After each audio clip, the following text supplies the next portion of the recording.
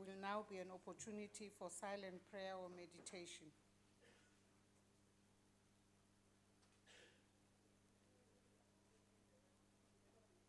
Thanks. Please be seated.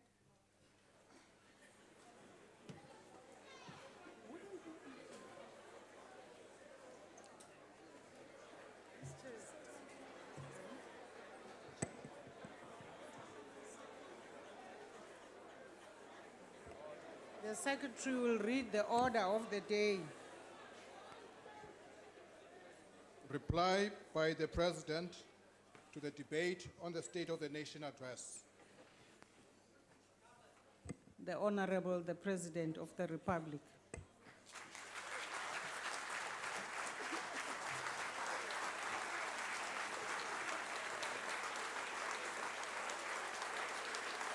Thank you.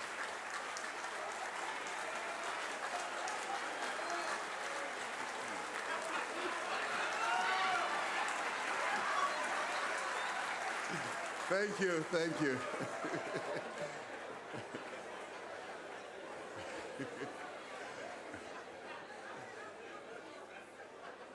Honourable Speaker, do you want to do that? Speaker of the National Assembly, Chairperson of the Council of Provinces, it's a pleasure once again to be here amongst you.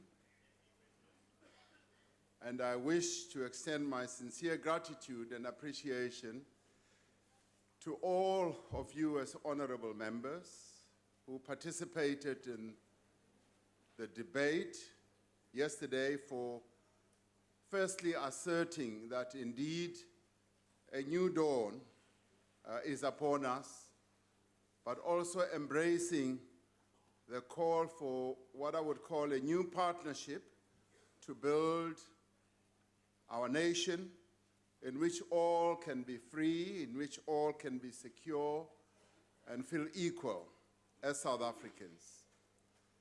I wish to thank all members, and particularly those who actually participated in the debate itself and made wonderful contributions, as well as a number of really good suggestions. I would characterize the debate as having been a most meaningful debate, a debate that, as some of the colleagues said here, in many ways engaged with the issues that most directly affect our people. And what I'm most appreciative of, Honourable Speaker and Chairperson of Provinces, is the decorum in which the debate was conducted and the respect that was shown, not so much to me, but to members towards each other.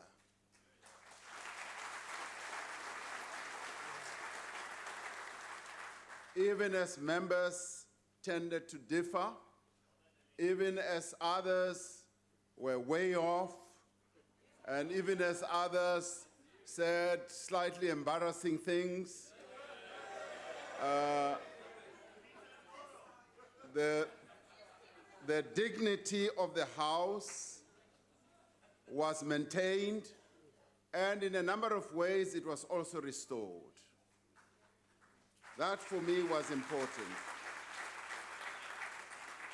But I also saw it through the lens or the prism of our people, because I look at this House, Honourable Speaker and Chairperson of Provinces, and I see this House as a House that do not belong to us, members who sit here and debate. It belongs to our people. This is our people's house. This is our people's house because we were all sent here by our people to come and represent them. And they expect that when we are here in their house, a house that they built with their blood and their sweat, with their aspirations and their hopes, with their needs as citizens of our country. They expect that we will conduct ourselves with the level of decorum that they expect us to behave ourselves in their house. So I'd like us to be always mindful of that. The dignified manner in which the debate was conducted was very much in accord with what our people expect of all of us. As honourable members met yesterday to debate the State of the Nation address, ordinary South Africans have also been very busy discussing the very matters that were being discussed here. They, since the State of the Nation address was delivered, were also busy on a variety of platforms. And they were expressing their views on social media, in traditional media, and many also commented on government communications platforms, and some have even shared their views with me, and I'm sure some of them have shared their views with you as well, as we have passed each other in the corridors of buildings and in the streets of our country. This morning I had occasion to take my early morning walk in Guguletu through to Athlone, and I was joined by many people from that area, and a number of them had occasion to comment on the State of the Nation address.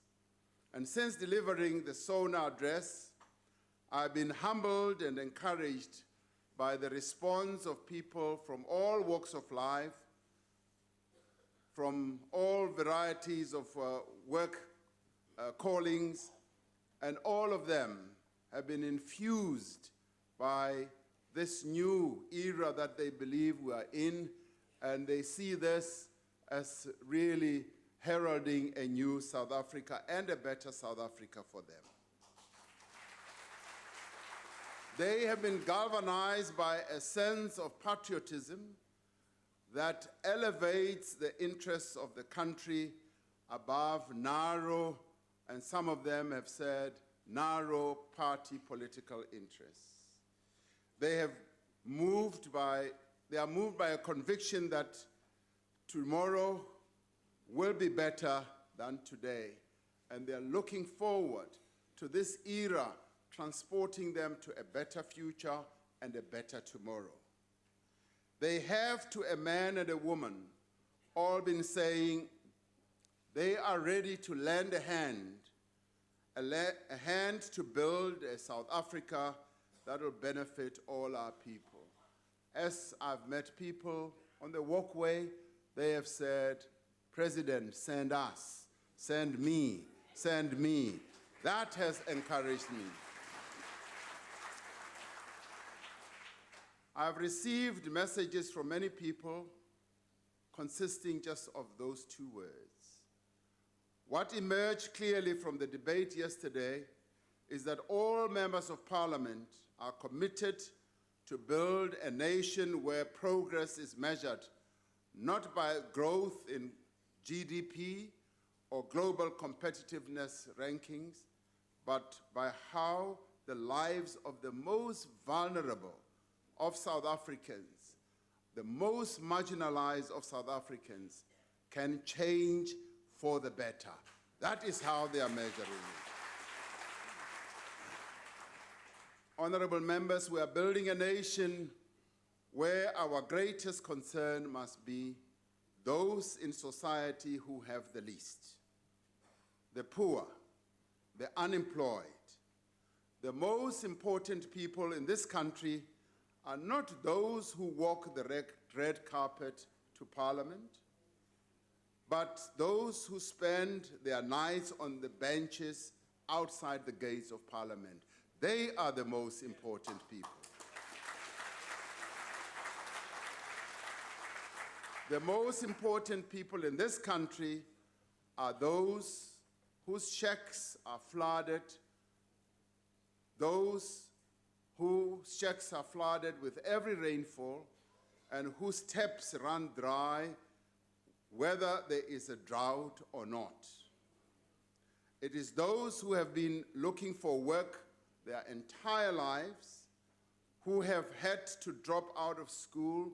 Those are the most important people who are suffering from preventable diseases, who have been orphaned or abandoned, who rely on an old age pension, and who do not have the seed or the implements to work their small piece of land. To me, those are the most important people. They are our people. So in the end, in everything we do as government and as a society, these are the people, Honourable Speaker, Honourable Chairperson of Provinces, whose interests and needs must of necessity come first. These are the people whose voices must be heard. They are the people we all collectively are being sent to. All of us, like Bra Hugh Masekela said when he said, "Send me," we are all being sent to those people to improve their lives, to heal their wounds, and to make their hope a reality. Now, at the center of this approach to improving the lives of our people is the Madiba way of getting our people involved in changing their lives for the better, or making them, as Madiba urged, to become their own liberators. This is what Madiba taught us. It is to advance their interests that we have called for a new social compact, founded on the principles of social justice, solidarity, and equality. It is only by bringing all social partners and all South Africans together in pursuit of a common national agenda that we will be able to defeat poverty and inequality. Collaboration, therefore, partnership and consensus building are essential features of our rich African past and will be central in determining our future. Some of you have said, "Well, President, you come before us, but you don't have a plan. You come before us and you're calling for summits and conferences and so forth." Yes, you are right. But we have a plan. I have a plan, and it's the National Development Plan. That is our plan. And I come before you, yes, calling for summits, calling for all those consultative processes, because our people want to be involved. They want to participate. Throughout our history, we have used collaboration and partnership to overcome the greatest of difficulties and resolve the most intractable problems our country has gone through. It is our intention through initiatives like, yes, the Job Summit, which, by the way, has been called for by the trade union movement in our country.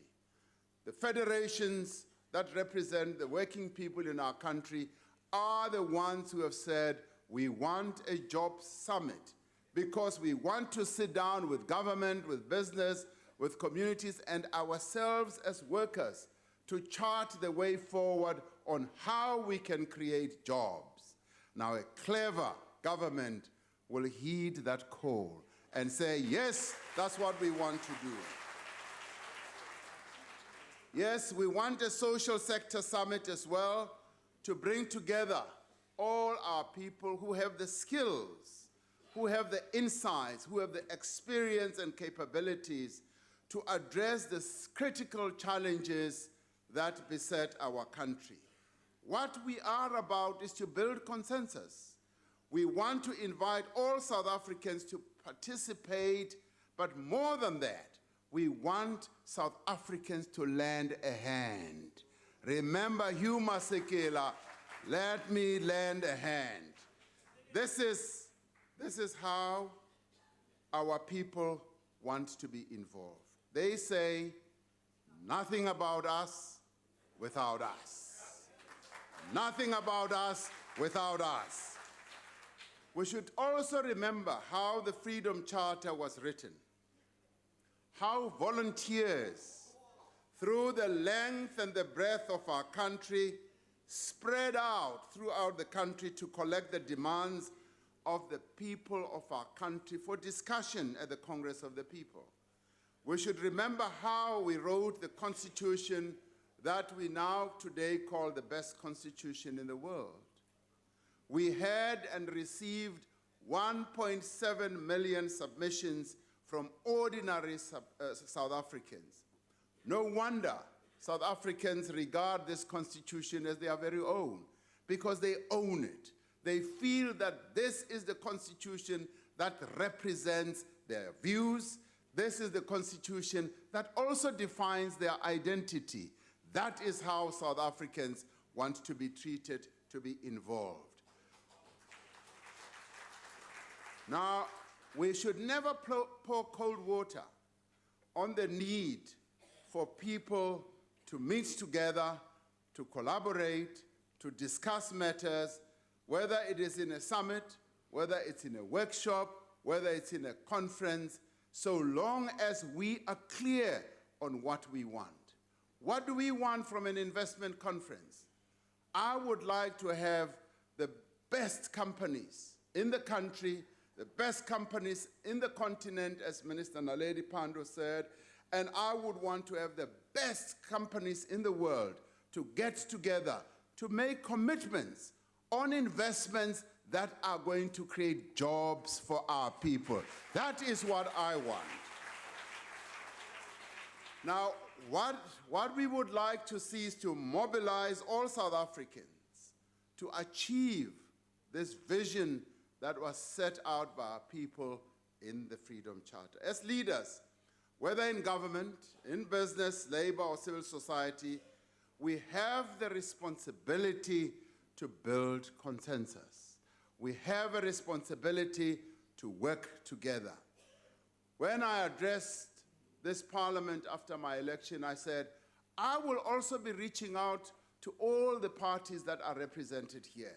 And I'm going to start the process of meeting various leaders of political parties here with a view of finding a way in which we can work together to advance the interests of our people. That is what I would like to see. Yes, of course, we will differ. We will differ, Mr. Maimani, on a whole number of things. We will differ, Reverend Mishwe, on a whole number of things. We will differ with my comrade, Sello Malema, on a whole number of things. But one thing that we will unite on is advancing the interests of our people, because that is what has brought us here. What has brought us here is working for our people. Now, encouraged by the response of our people and by the views expressed in yesterday's debate, I am confident that we can move with urgency and purpose to forge a new social compact, to revive our economy, to create jobs, reduce inequality, and effect fundamental social and economic transformation. I am confident that while there will necessarily be much contestation and vigorous debate, all parties represented here in this parliament are committed to working together to make this a reality. I concur with the sentiment expressed yesterday that we need to unite, yes, as parties, to support this pursuit of a developmental state as well as an inclusive economy. If we are to work together effectively, we should be prepared to engage each other on matters of national importance and also on matters on which we disagree. On such fundamental matters as the redress of the injustices of the past, we should not simply agree to disagree. We must discuss and debate with a view of persuading one another. Yesterday, there was a concern raised about Black economic empowerment and affirmative action. One of our members raised such an issue. There was a suggestion that young white people are excluded from jobs. They are also excluded from bursaries and opportunities based on the color of their skin. We must not ignore such concerns because they are being expressed, and we must not just dismiss them willy-nilly. No, must we just say they don't matter. We must engage with them and we must address them. And as we address them, we should be mindful of this, for the statement that young people, young white South Africans are unfairly disadvantaged by affirmative action bodies. That statement is not borne out by reality. The reality we know does not bear testimony to that. Data from the Statistics South Africa indicates that white young people still do better in development indicators such as education, employment, entrepreneurial opportunities, and well-being. Unemployment among Africans stands at 30% and just under 7% for white people. Big difference. So one can never say the others are much more advantaged than the others. Employment prospects still favor white young people as compared to their black compatriots. And that is dealing with reality, the reality that is born out of evidence. They are still more likely to complete matric and progress to tertiary education than young black children in our country. They are more likely to complete tertiary education and proceed into the labor market with better prospects. White South Africans, particularly men, still dominate at the senior levels of the economy. That cannot be denied, that cannot be disputed ever. Now, a few years ago, it could be about even 10 years ago, there was a front page article in the Financial Mail which depicted a number of young white business people, and the wording went, yes, like, it's never been as good as it is. Because what it was trying to say is that for white people, much as democracy came and arrived, the situation was still just as good for them. So the notion that, yes, they have reversed cannot be true. In fact, those who have reversed are black people. And we need to keep that in mind as we deal with the problems that beset our country.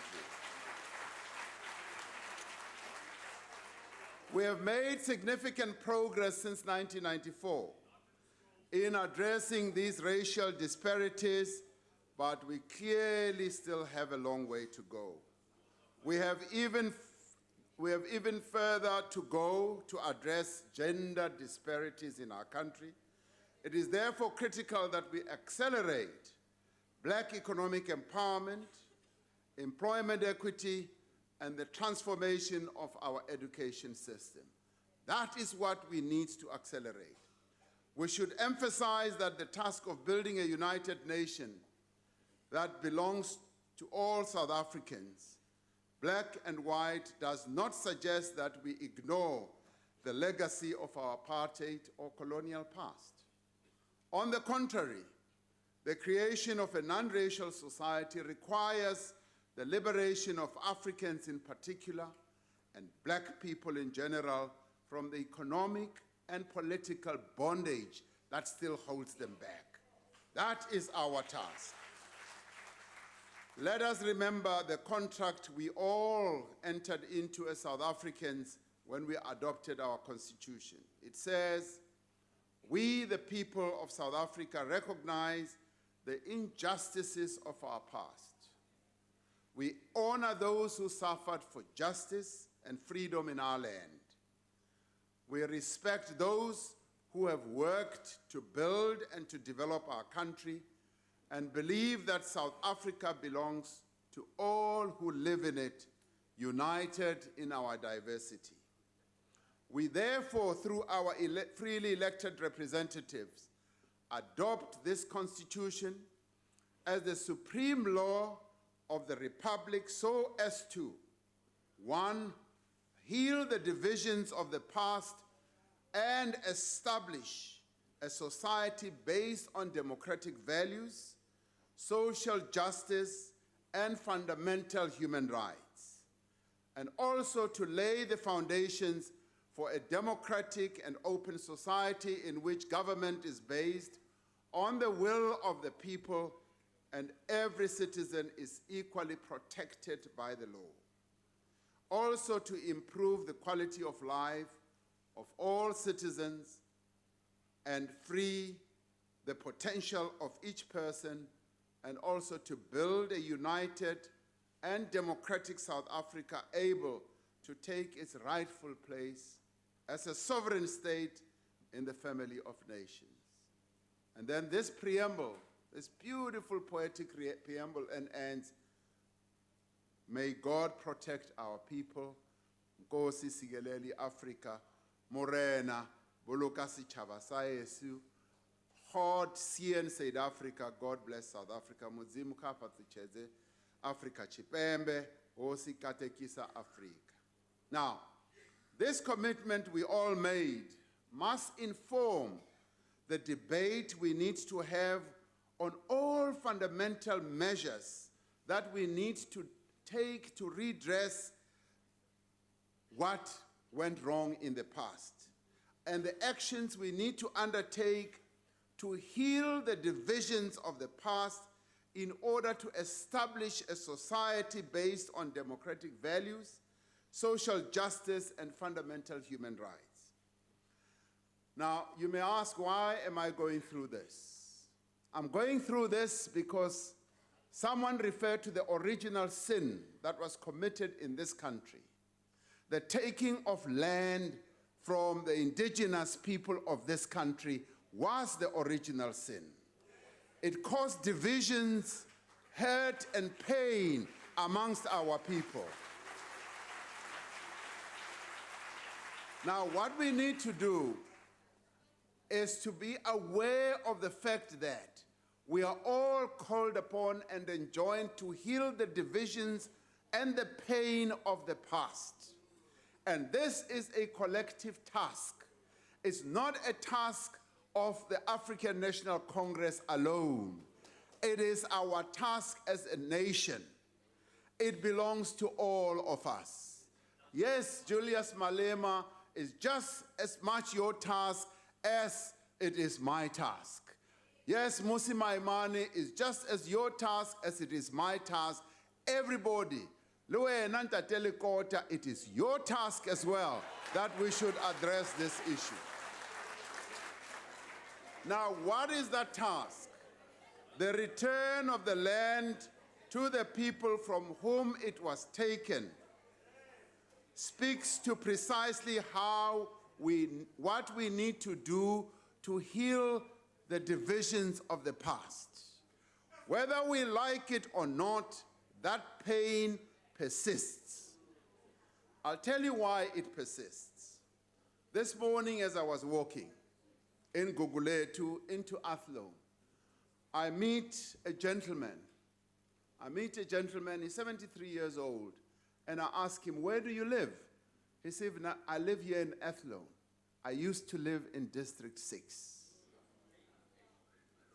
And he says to me, I was moved from District 6 with my family, and my house was bulldozed. And to this day, I do not have a house. I rent a house.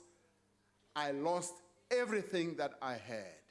Now, that is a pain that needs to be addressed. It is a division that we must heal.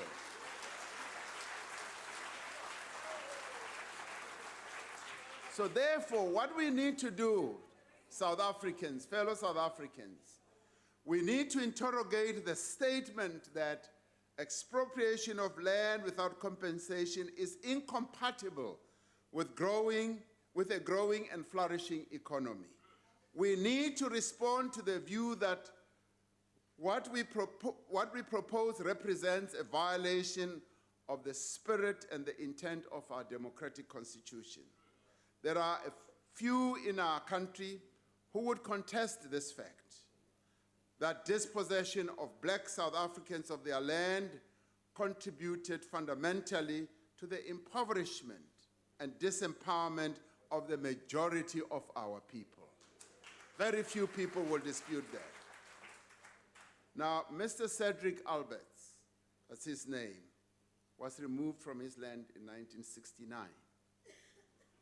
To this day, he still has that pain in his heart. So what should we do as South Africans? Should we say to Mr. Cedric Alberts, forget it, that belongs to the past. Just forget it. He had a beautiful house, wonderful memories. His dignity was razed to the floor. It was destroyed. What should we say to him? His family story illustrates in vivid terms the pain and the damage caused by the former rulers of this land. The expropriation of land without compensation is envisaged as one of the measures that we will use to accelerate redistribution of land to black South Africans. We will need to determine collectively how we can implement this measure in a way that promotes agricultural production, improves food security, advances rural development, reduce poverty, and strengthen our economy. For it to serve this purpose, we need to see and locate this measure within a broad, comprehensive land redistribution and agricultural development program. This is a profound responsibility that has been given to our generation. All of us collectively have this responsibility, and it's a responsibility that we cannot walk away from. We owe it to our ancestors and to our children to ensure that we fulfill this responsibility. In dealing with this complex matter, we will not make the mistakes that others have made in dealing with the question of land. We will not allow smash and grab interventions. That we will not allow. We will handle this matter in the same way that we have always handled all difficult issues in our country. We will handle it with responsibility. We will handle it in a way that is not going to damage our economy, that is not going to damage agricultural production, that is not going to reduce or damage food security in our country. That we can assure you of. We will always seek to do things that are going to advance the interests of our people. This includes, Honourable Buthelezi, how we will also handle the issue of the Ingonyama Trust. No one is saying that land must be taken away from our people. Rather, it is how we make sure that our people will have equitable access to land and security of tenure. That is how we are going to handle this. We must see this process of accelerated land redistribution as an opportunity rather than as a threat. And I'd like to invite all South Africans not to see this issue, this pain that many of our people are still going through. We should never see it as a threat. We should rather see it as a great opportunity. A number of white South Africans, as it is now, and companies who own land have decided that they are going to grasp the nettle and see this as an opportunity of redressing the past, the injustices of the past, the divisions of the past, so that all of us collectively as South Africans, we can move forward knowing that we have addressed the original sin, we have addressed that which has been dividing us, and that we are moving forward with great purpose as South Africans, having resolved what others would have called an intractable problem. So I'm inviting all of us to see this as a great opportunity, to see this as a matter that we can address in the typical Madiba way.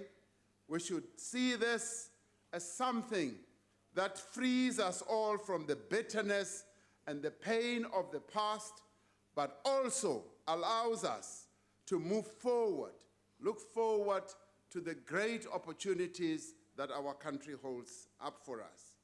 Another grave historical injustice that we need to correct is the economic inequality between men and women. It is a task that requires both a deliberate bias in economic policy towards the advancement of women and a fundamental shift in almost every aspect of social life.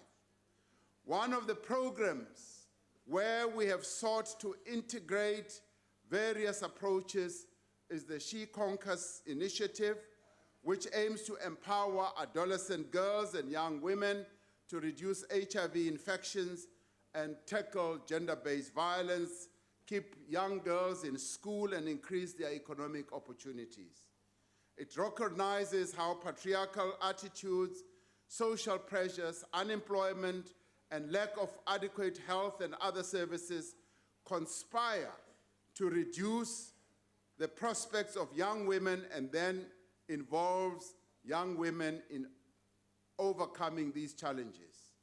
This is one of the ways we are working to build a nation that is prepared to confront the many different ways in which women are subjugated, marginalized, and overlooked. A nation that wages a daily struggle against patriarchy, discrimination, and intolerance is a nation that will win in the end. That is the nation we are building today. We must all work together to tackle chauvinism, which is experienced by women in the workplace and in other social settings. We must confront the social and economic factors that prevent young women from completing school, entering higher education, and graduating. Government has adopted an integrated program of action to eliminate all forms of violence against women and children. With the support of communities, we aim to prevent such violence by transforming attitudes, practices, and behaviors. We are working to provide a comprehensive package of services to women and children that are affected by violence, and to improve the provision of long-term care, support, and empowerment of survivors of violence. These are crimes that often occur within the family, and therefore it is critical that we do make this we do not make this just a purely criminal justice issue. It is a social issue that we must engage with, we must get involved in it, and we must mobilize the whole of society.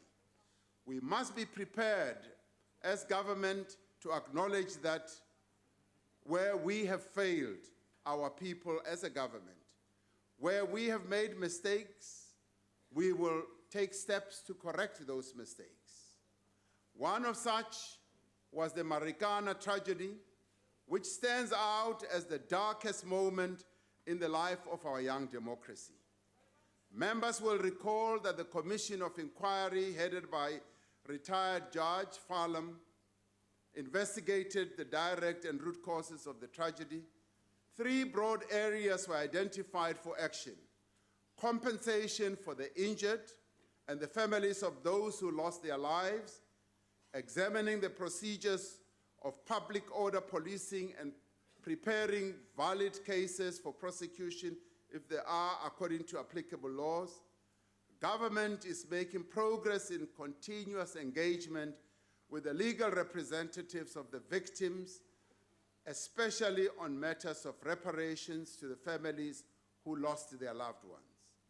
This must be concluded in the coming months. The incident also brought into sharp focus the distress felt by people in mining communities. As we engage with mining companies, unions, and communities on the finalization of the mining charter, we need to ensure that these measures receive priority attention. And I would like to use this opportunity to address what role I played in my capacity as the Lonmin director in the events of that tragic week. Notwithstanding the findings of the Farlam Commission on my responsibility for the events that unfolded, I am determined to play whatever role I can in the process of healing and atonement for what happened at Marikana.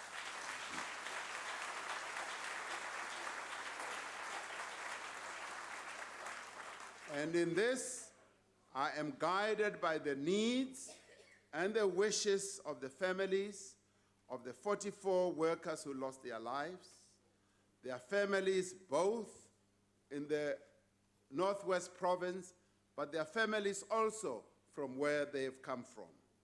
Alongside Marikana, the Life Isidimeni tragedy stands out as an instance of the most appalling dereliction by the state of its duty to its people. We welcome the arbitration process led by former Deputy Chief Justice Dikgang Moseneke and are determined that we should never allow anything like this to happen again in our country.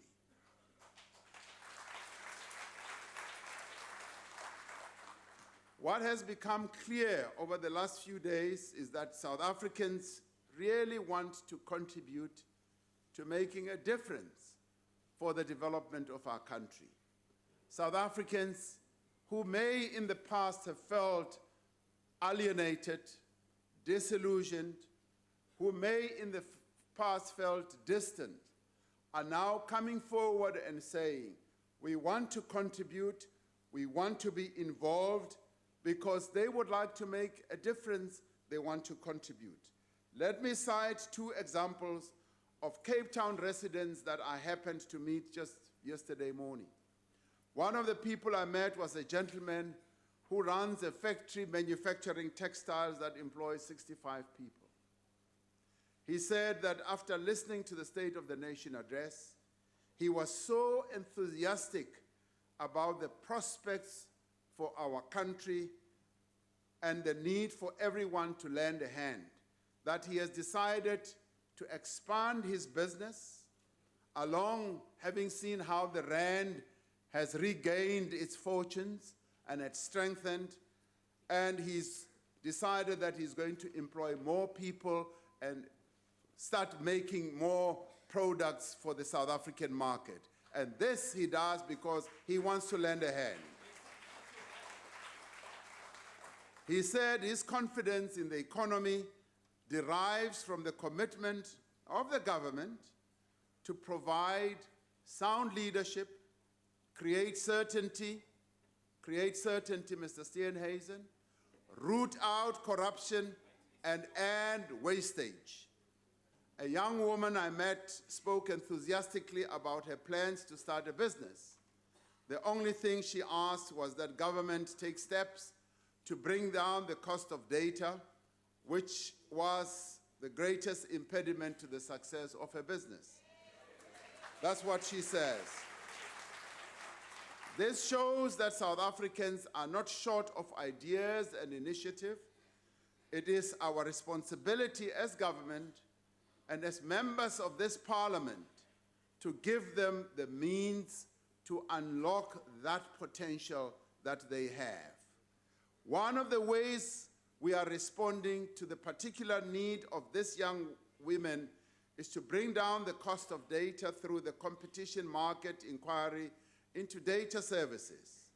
At the same time, government is working to create a conducive environment for investment in efficient networks that enable the reduction of costs, enhance competition, and remove barriers to entry by various businesses. As indicated in the State of the Nation address, we will therefore expedite our engagement with the industry to conclude the allocation of radio frequency spectrum, creating regulatory certainty and predictability. The need for government to support entrepreneurs has emerged as a recurring theme in the broader debate on the SONA address.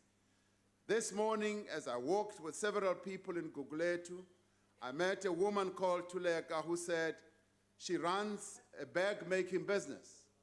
She started her business with 3,000 Rand with a partner, and she's been running a business in the township in her bedroom.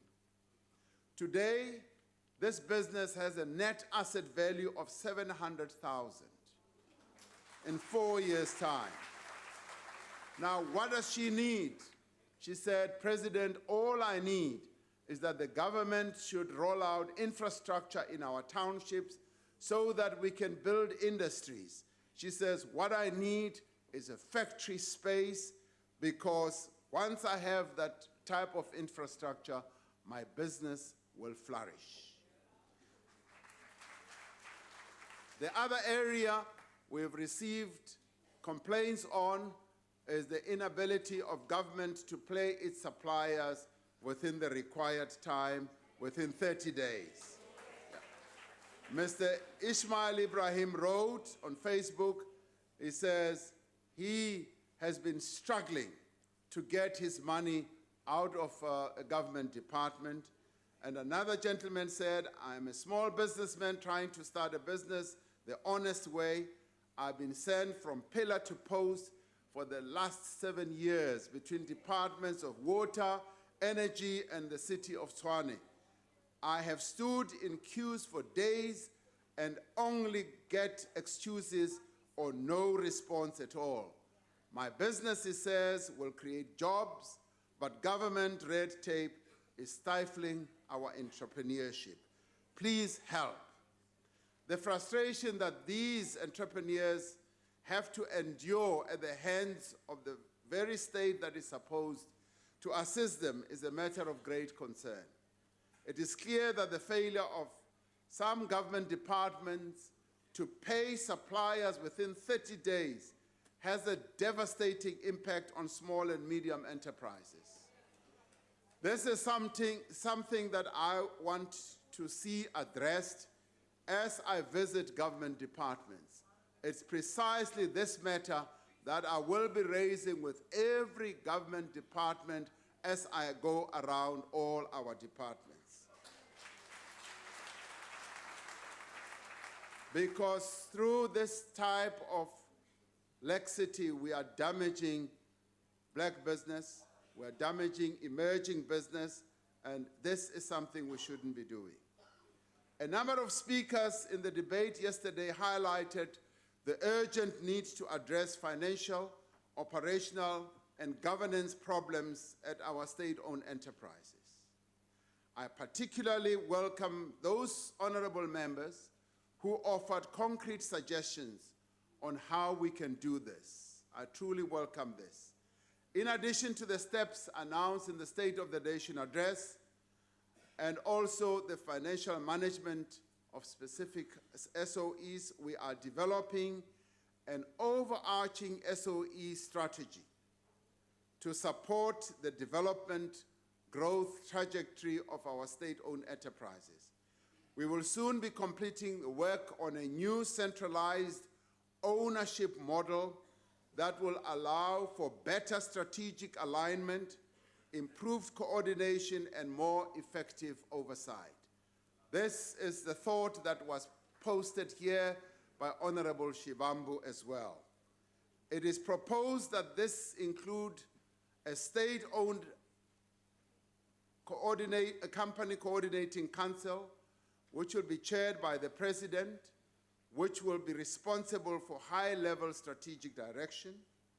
The new ownership model will incorporate new methods for funding SOEs, which could include a shift towards a greater mix of debt and equity type of finance.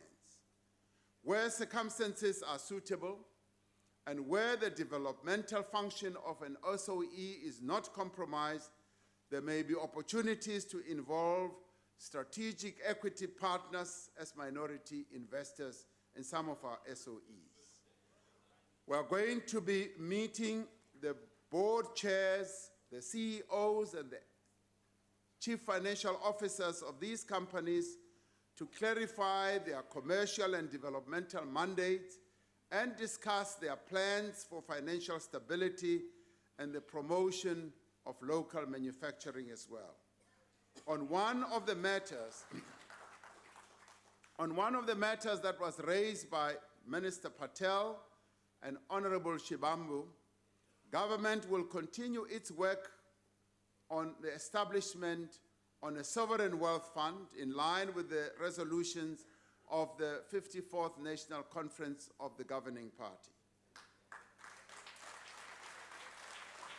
We will look at the experiences of countries such as, yes, Singapore.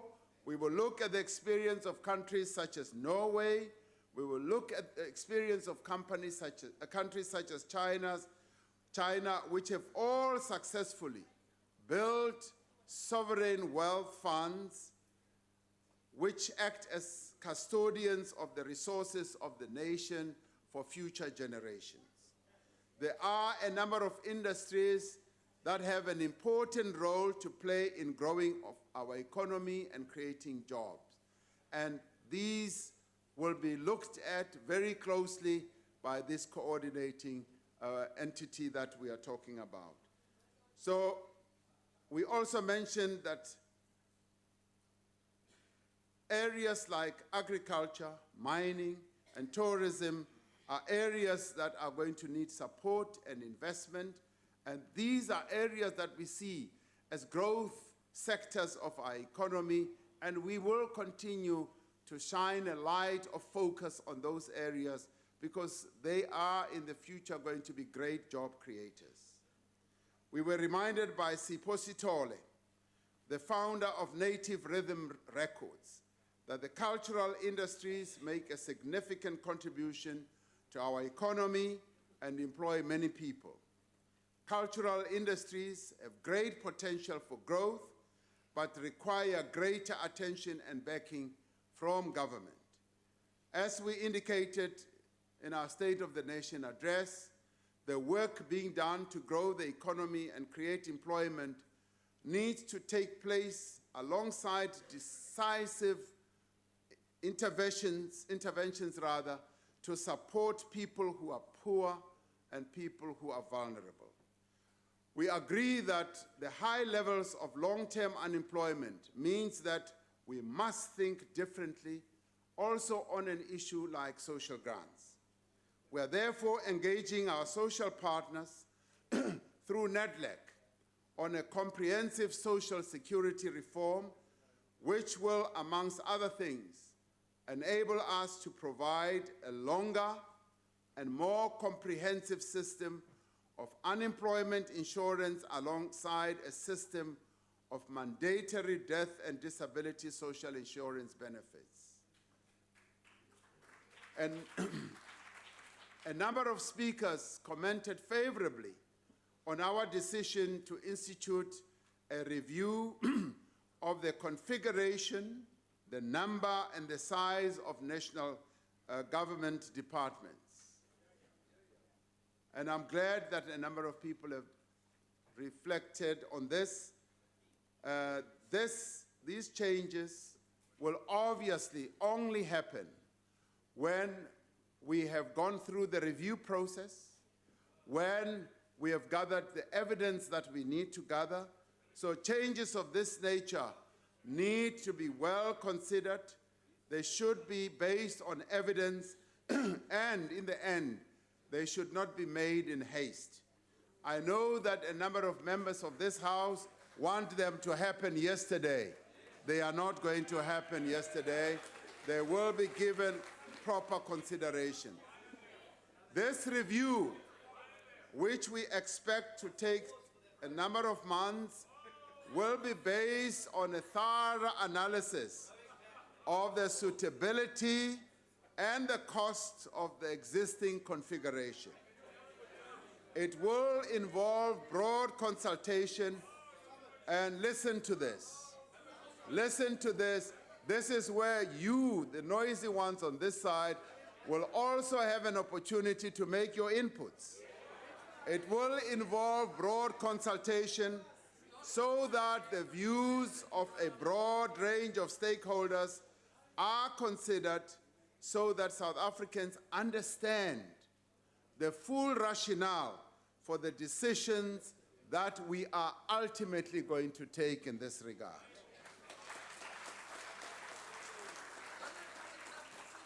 Now, I've also noted during the course of the debate several comments that have been made about a number of members of the executive.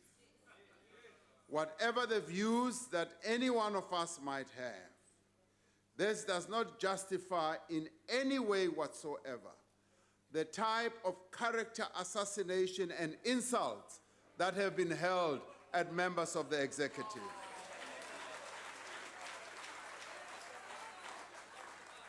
And on the matter, as this matter has been raised repeatedly here, on the matter of the composition of the cabinet, an announcement will be made by the President at the appropriate time.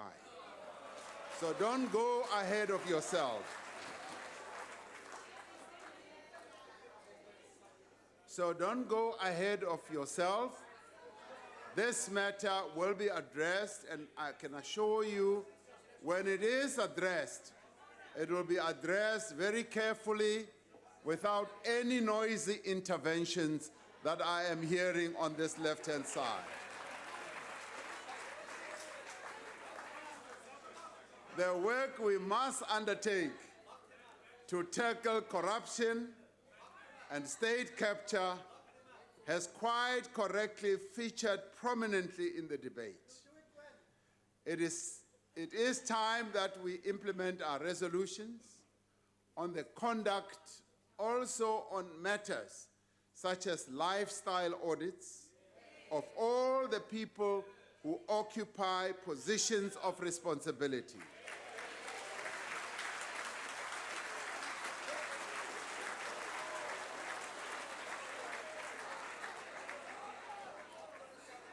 Now, if there ever has been anything that many South Africans would like to have line of sight of, is the lifestyle audit of their public representatives. Now, that is something that I believe we have to do. And this will be done starting with the executive of the country. Yes, we will go in that way. I am heartened to have heard that the Commissioner of Police has also said that the high echelon of the police will also go through lifestyle audits. Now, that is positive.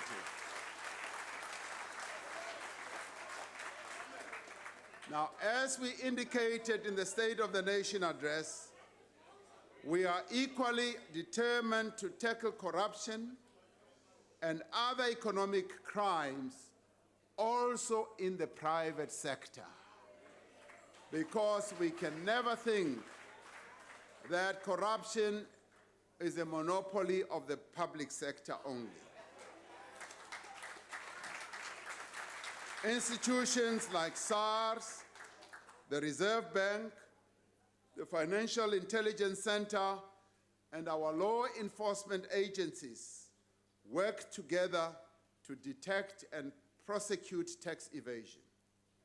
South Africa will continue to play a leading role in international efforts through structures such as the OECD, the G20, and others to tackle the various forms of tax avoidance. We are reminded in the House, or we were reminded in the House, of the responsibility that we have as South Africa to the peoples of our continent and around the world who continue to suffer occupation, discrimination, and oppression. At this moment, we wish to express our deepest concern at the continued imprisonment of Palestinian children in Israeli jails.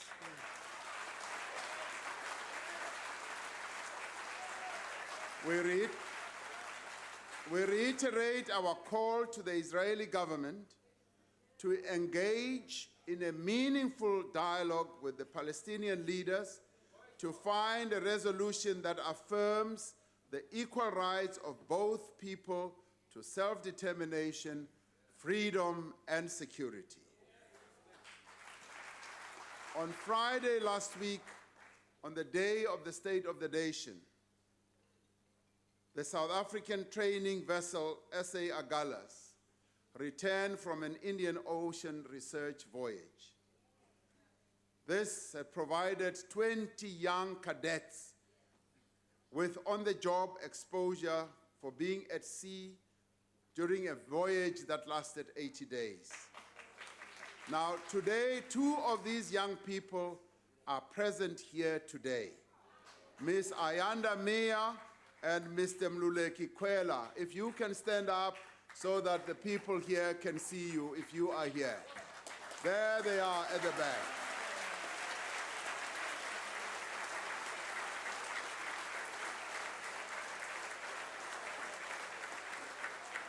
Now, these are young South Africans who have chosen this profession. Ms. Mia is from Empangeni, and she studied maritime studies at the Cape Peninsula University of Technology. Mr. Kwela is from Umlazi and studied maritime studies at Durban University of Technology.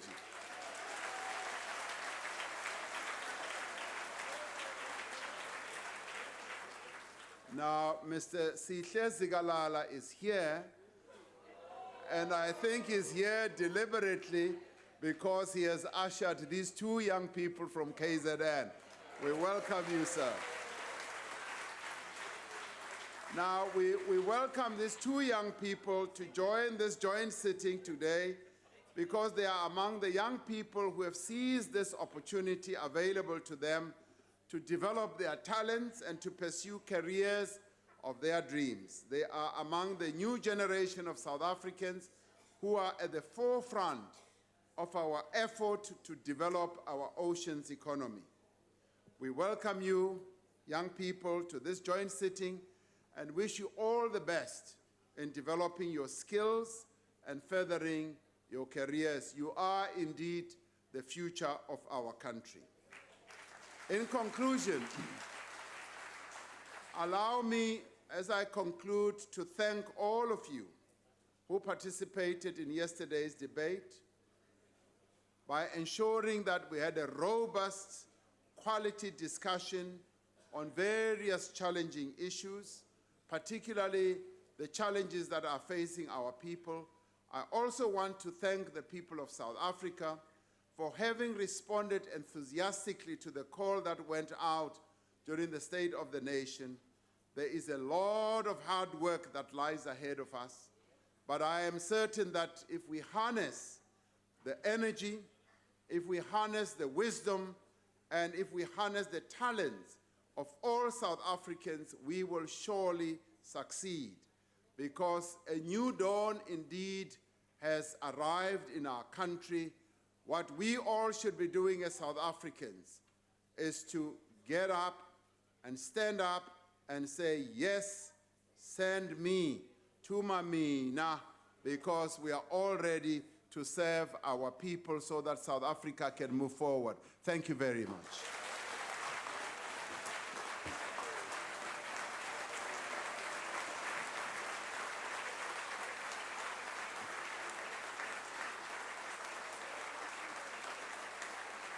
Thank you.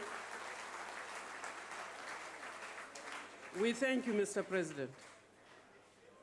Honourable members, I wish to make a small announcement. Honourable members,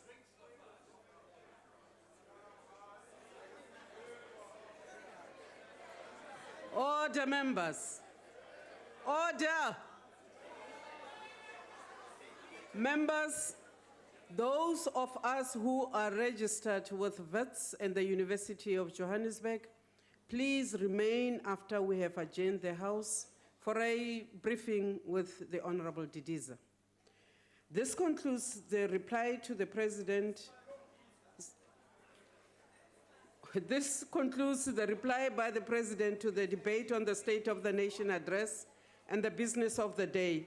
The joint sitting is adjourned. Principal Didiza. Oliver Tambo Tuma. Tomamina Gulama Shate Tuma. Oliver Tambo Tuma. Niawa Wanaba Sabat. Nina Oliver Tambo. Niawa Wanaba Sabat.